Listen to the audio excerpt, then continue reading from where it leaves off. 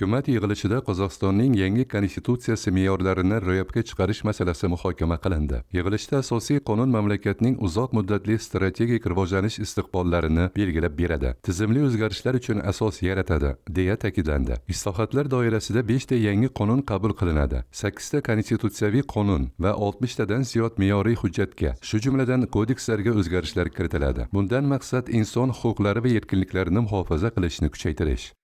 Мемлекет басшысының тапсырмасын орындау аясында үкімет парламентпен бірлесіп тез Davlat rahbari topshirig'iga ko'ra, hukumat parlament bilan birga tezkorlik bilan qator qonunlar va qonun osti hujjatlarini yangi konstitutsiyaga muvofiqlashtirishi lozim. Konstitutsiyani ilgari surish bo'yicha tadbirlar rejasi ishlab chiqarilishi va tasdiqlanishi zarur. Bosh qomus nashr etilishi, elektron maydonchalarga qo'yilishi lozim. Shuningdek, yangi bosh qonunni tushuntirish bo'yicha axborot ishlari faollashishi kerak.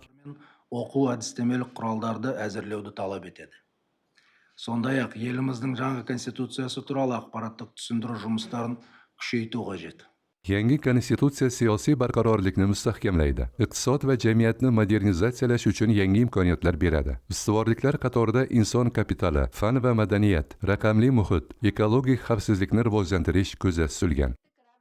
Барша қазақстандықтарды тарихымыздағы аса маңызды Qozog'iston ahlini tarixiy voqea, umumxalq referendumida yangi konstitutsiya qabul qilinishi bilan tabriklayman. U Qozog'istonning eng yangi tarixidagi hal qiluvchi nuqta bo'ldi. Mamlakatning davlat rahbari yetakchiligida, jamiyatning faol qo'llab-quvvatlashi bilan yuz bergan transformatsiyasi uning har qanday chorlovlarga bardoshini oshiradi. Biz xalqaro jamiyatning Qosimjo'mart To'qayevning yetakchiligi va qabul qilingan konstitutsiyaning taraqqiyparvarligiga guvohmiz. Bularning hammasi Qozog'istonning yuksak obro'-e'tiborini, islohotlarning muvaffaqiyatini namoyish etdi.